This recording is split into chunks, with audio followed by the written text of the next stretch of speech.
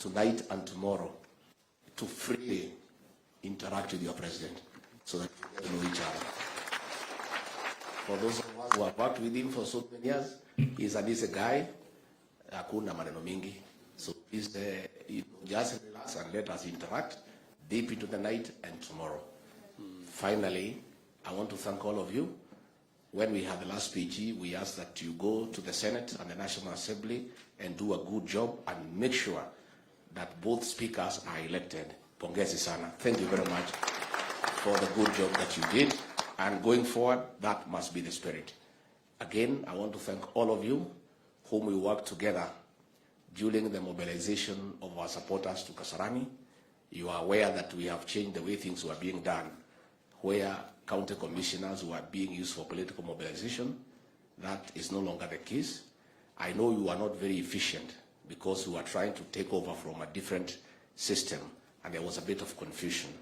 Even at State House, we want to apologize. There was a bit of mix-up. It is because the outgoing administration was not very forthright with us. But going forward, now that we are fully in charge, things will be very smooth, and there will never again be any inconvenience to members of the two houses. So with those very many remarks, it is now my honor and privilege to welcome our party leader of Kenya Kwanza and the President of the Republic of Kenya, Dr. William Samoei Ruto. Thank you very much, my brother. Tafadhali tuketi. Asanteni sana. Bwana Deputy President and party leaders here and members, good afternoon. Hamjambo? Mambo? Gakuya Buddha, wacha kuongea mambo mingi, wacha tu.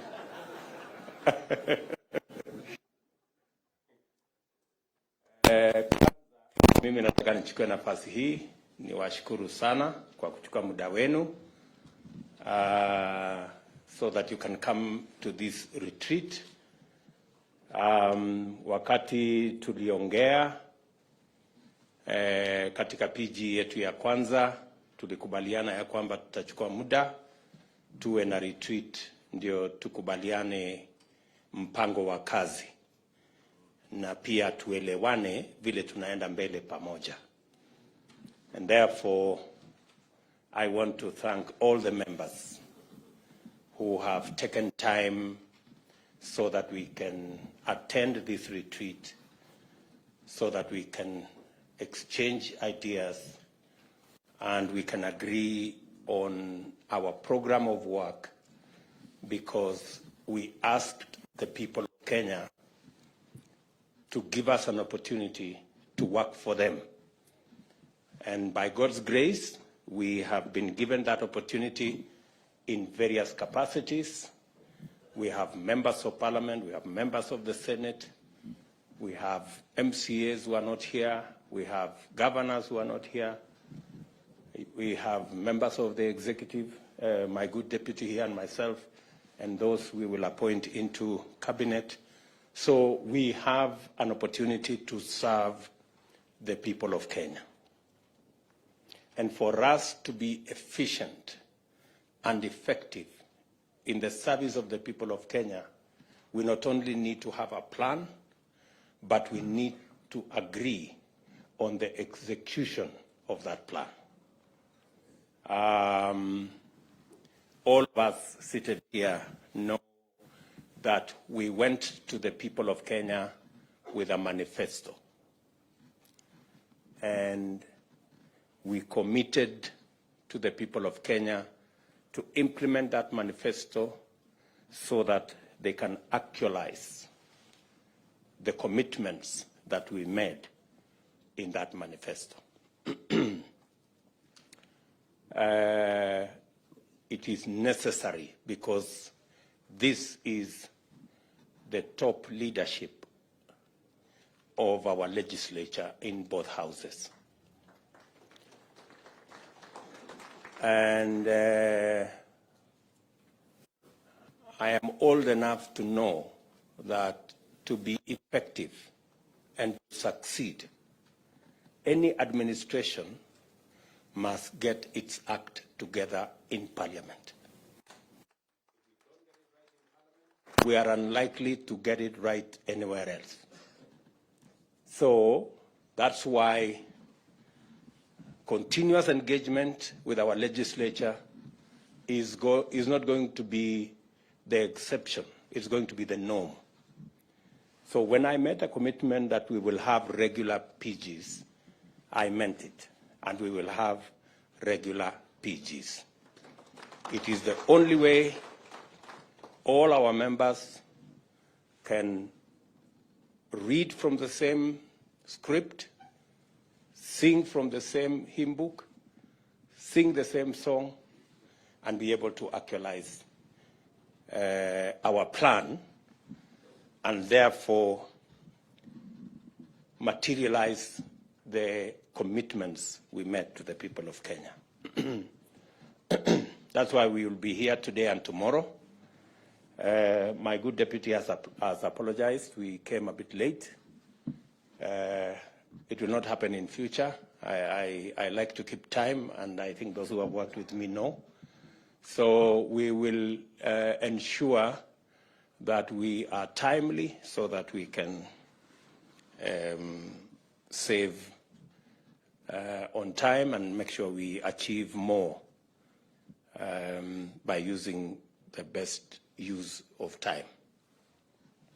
So mimi nawakaribisha nyinyi nyote kwa hii mkutano. Karibuni sana. Na this is a meeting of equals. So there is no greater or lesser person here. There is no senior or junior person here. We are all elected by the people of Kenya. We have a mandate from the people of Kenya, and we should talk freely. Let us be patient with one another. There are those people who talk fast. There are those who talk slowly. Let us accommodate each other. That is the essence of a team. A team is organized. Otherwise, we will not get the synergy that is necessary for us to implement our plan. Before I say one or two things, let me just ask the people who are MCAs before they became members of parliament, the bottom-up people. I know they are. The people who are MCAs and they graduated and became members of parliament. Ebu simameni. Wow, look at that. Look at that. Wapige makofi. Pongezi sana. You can see bottom-up works. Asanteni sana waheshimiwa. The people who are being elected for the first time as members of parliament, first timers, wale watu wa the monos, as we would call them. Wow, that's quite a, that looks like what? 40%? 50%? No, 40. 40%. Asante sana. The second timers, the people in Form 2. Wow, quite a number. Tuwapigie makofi tena, the second timers. Asante sana. Kawanjiko, wewe uko Form 2 kweli?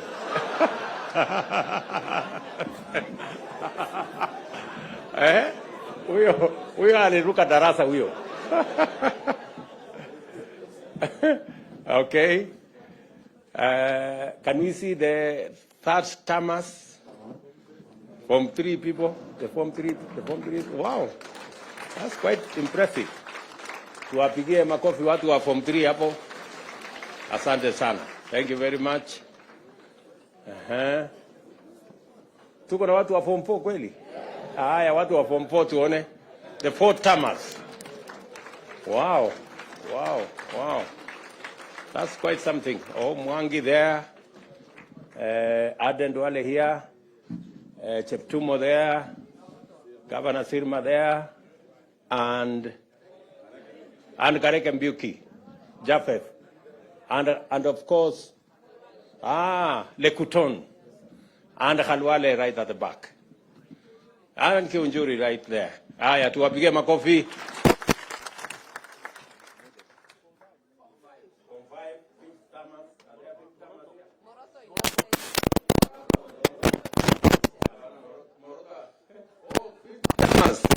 Wow, we have a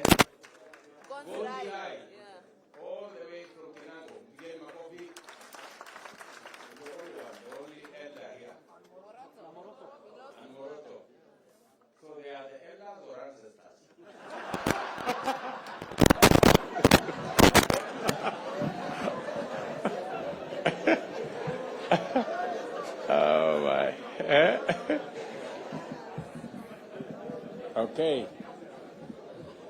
So I think that gives us the framework of our. You can see we're quite a mixed group. We have all manner of people. So why I did that is I wanted for all of us to know that there is something we can learn from the younger ones. But there is something also we can learn from the seniors. I want to ask the seniors who are here, let us take time and mentor the newcomers. Let us make it our responsibility. Don't monolize anybody. Don't harass the younger ones. And please be useful. You know, show them how CDF works. Show them how committees work. Don't assume. Don't take it for granted that people know how to do stuff. Tomorrow we are also going to have a session to show you a bit of etiquette. We want to show you how to hold, what to do, because sometimes we get embarrassed when senior people don't even know how to hold a spoon or how to hold a fork. So tomorrow we'll take time because we want to mentor everybody. And some people take things for granted. Mnanielewa? So tutapangana namna hivyo. Hiyo ni number one. Number two, it is very important for us to have a meeting so that we can agree on the plan we have. This PG is for us to interrogate our party manifesto, the Kenya Kwanza manifesto, because that is the basis upon which we were elected. We made commitments to the people of Kenya. We have started to discharge some of those commitments. I had made a commitment that we will appoint the 6 judges. We have appointed the 6 judges. We made a commitment that we will provide financial independence for the police. I already issued instructions, and yesterday that was implemented by Treasury. Now, henceforth, the police will have an independent budget. They will not be begging for money from other offices. We will allocate them the resources as is being done by Parliament, and we will begin to make demands of them on matter security, because in the past they used to give excuses of depending on finances from other offices. Now they have their own independent financing. We expect improved security in the country.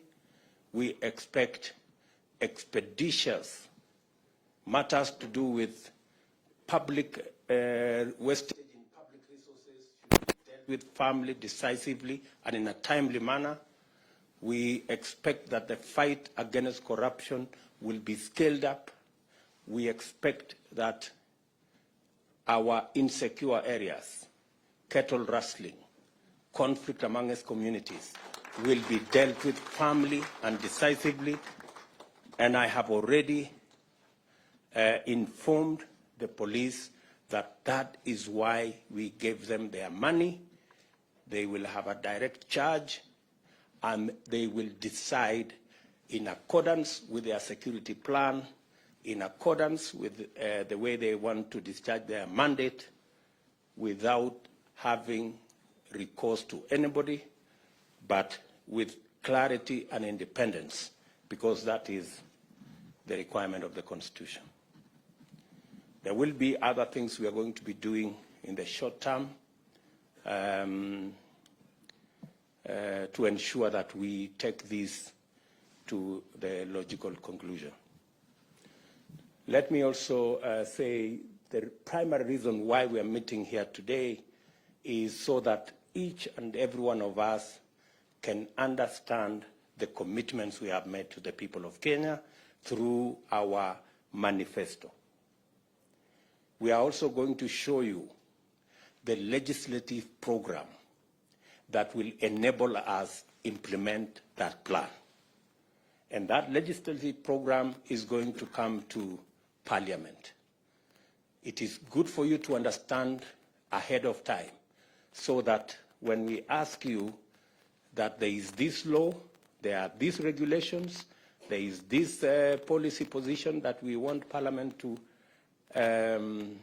pass for us, it will be understood that this is in furtherance, and you will already have the information to make sure that you pass it in a manner that it will give us the instruments to be able to deliver to the people of Kenya.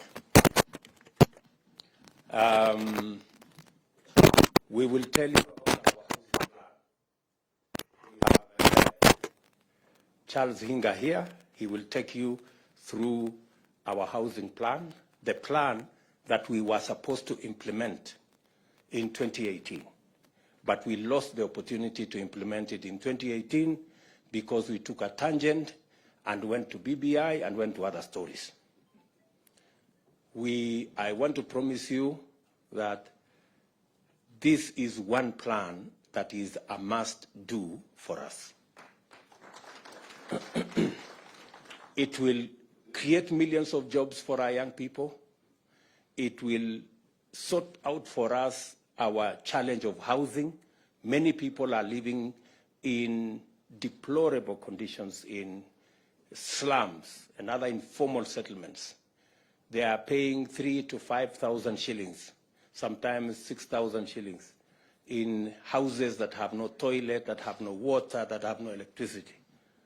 We can give those people a decent house where they will pay the same 5,000 in terms of mortgage and be able to own the house further down the road.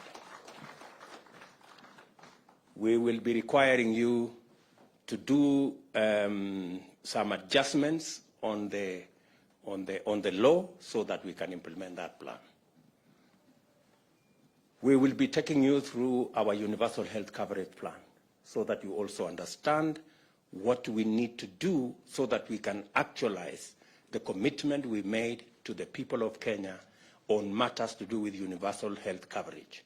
How are we going to make it 300 shillings for the lowest category, and how are we going to graduate it so that instead of being a fixed amount, people contribute in accordance with their incomes and provide a mechanism where we can carry the majority of Kenyans, work with the people in the informal sector, and also make sure that we carry the majority of Kenyans. When I say the majority, I mean actually everybody. And it is good for you to understand. We will also be making a presentation to you on savings and what you need to do to make sure that we improve the culture of savings. Savings is what gives us the resources for investment. In fact, the norm is investments is actually a function of savings. You can only invest if you have saved. Today, we are among the least savers in our continent. You can't believe it. Tanzania has a better saving culture than us. They have a smaller economy than us. Uganda have a huge pension scheme, bigger than ours, and they have a smaller economy. So we have to rejig, we have to change, and the people from our professionals working with the people from NSSF will be here tomorrow morning so that we can take you through what we need to do. Today we have savings of like maybe 1.5 trillion, which is very small. It is not even I think it is not even a tenth of what is the savings of Uganda. Mnajua hivyo? So we will take you through the motions so that we are all clear, because good people, we have no option but to change this country, and we are the people who are going to change it. We are going to take you through our agriculture plan so that we also agree on the interventions that are necessary. We have agreed as a government that we are not going to be subsidizing consumption. That is why we are going slow on matters to do with subsidizing consumption. We are going to work and support producers. That way, even if we are intervening at that level, it gives us a bigger leverage. Let me give you an example. The unga subsidy that was done, I was being briefed by the Ministry of Agriculture. The unga subsidy, for 1 month, the taxpayer was asked to give 7 billion for 1 month. Ile unga ya 100, which was nowhere in the first place. Very few people got to ever, yet we spend 7 billion shillings. If we had spent 7 billion shillings in fertilizer, it would be a very different ballgame. We would probably, because, for example, we are intervening, as I announced the other day, we are intervening on fertilizer for the short range, 1.4 million bags. We are intervening for tea fertilizer. That's another 1.7 million bags for KTDA. It is costing us less than the subsidy of unga that is for 1 month. And yet the subsidy we are providing is going to reach close to 500,000 farmers. That's the difference. So it is not how much money you spend. It is where do you spend money so that you get value for every coin that you spend. So we will be discussing our agriculture plan tomorrow so that you can understand, and so that when it comes to Parliament, you know where to allocate resources that will go into helping our producers. We will be discussing with you all the other categories of our plan so that we can measure up to what the people of Kenya want. Let me tell you this. The reason why we did not do as well the last 5 years, is because we did not engage our legislators. Our legislators knew very little about our plan. That is how we failed. And that is why we must start here. You people must understand. You must be the champions. You must be the people to explain so that this plan can succeed. Tunaelewana jameni? So, mimi nawauliza, let's be patient. I know sometimes people have phones, they are sending messages left, right, and center. But let's be just patient so that we can go through these motions. Finally, we will be talking about katikati.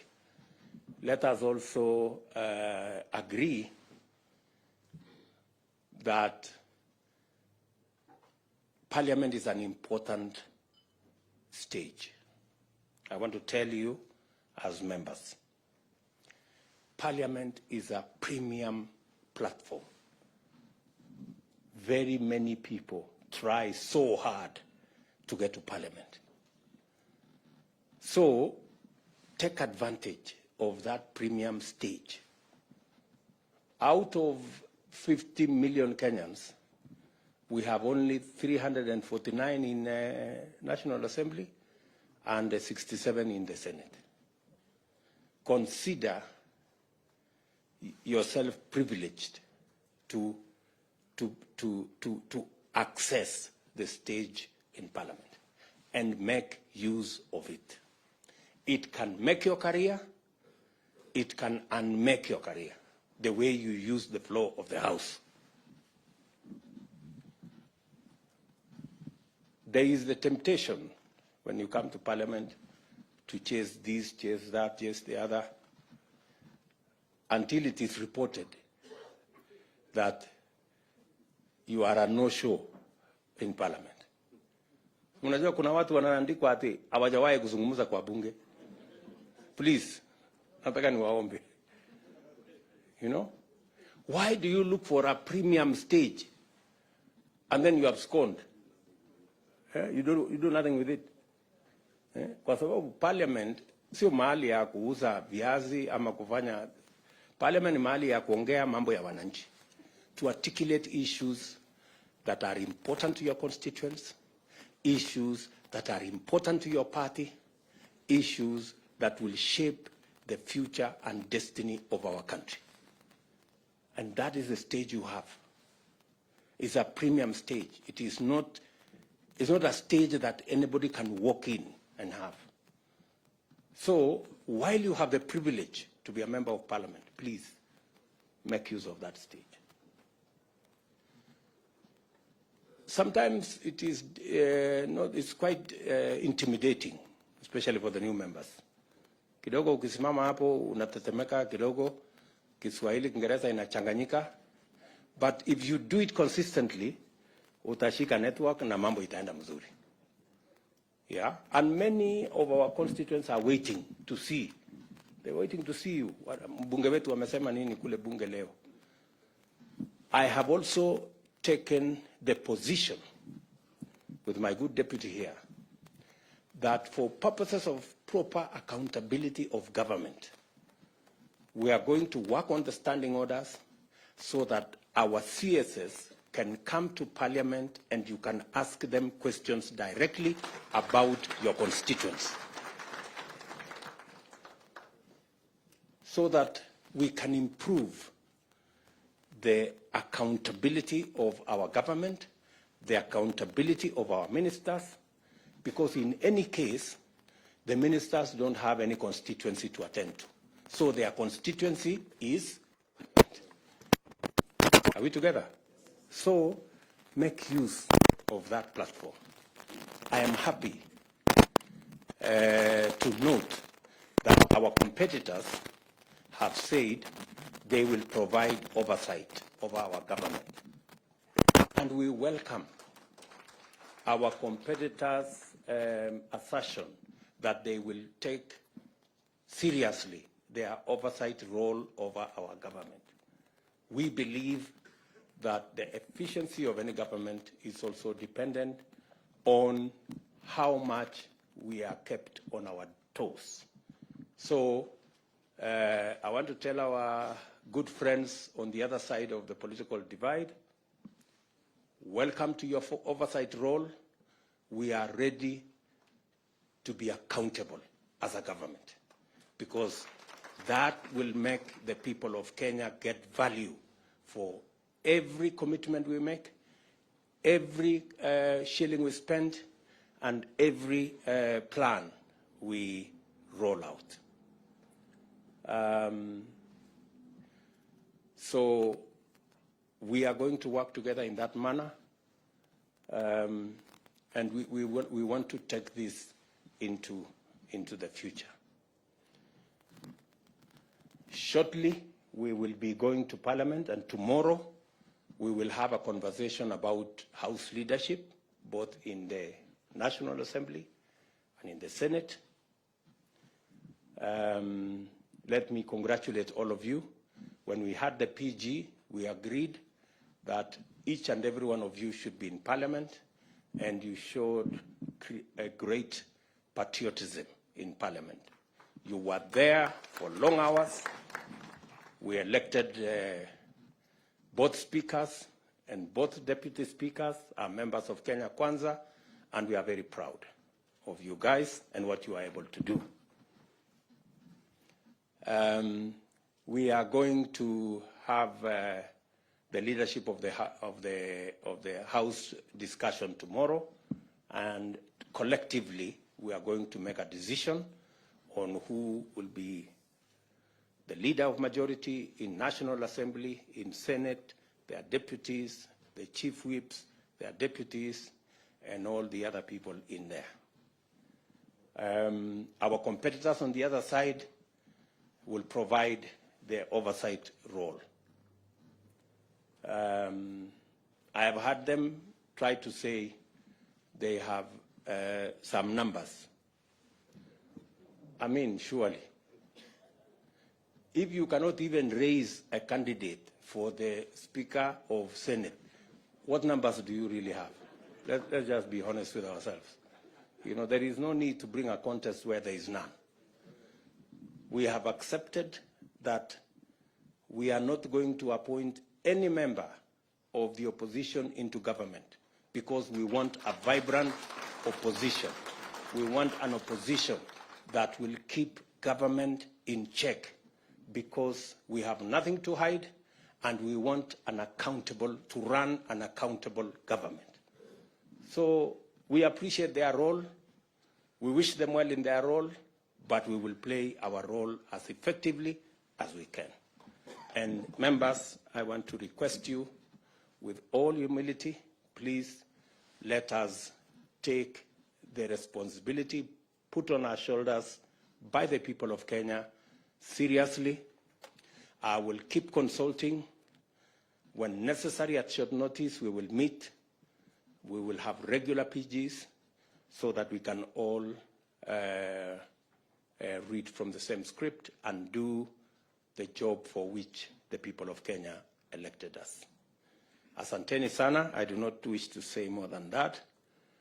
I am here until close of business tomorrow, so tuko pamoja. Baadaye tutaenda kuota moto pale nje, tupige story baadaye na tupangane namna hiyo, si ndio? So otherwise nawashukuru sana, and I wish each and every one of you here the very best in your career as legislators. Asanteni sana. Thank you.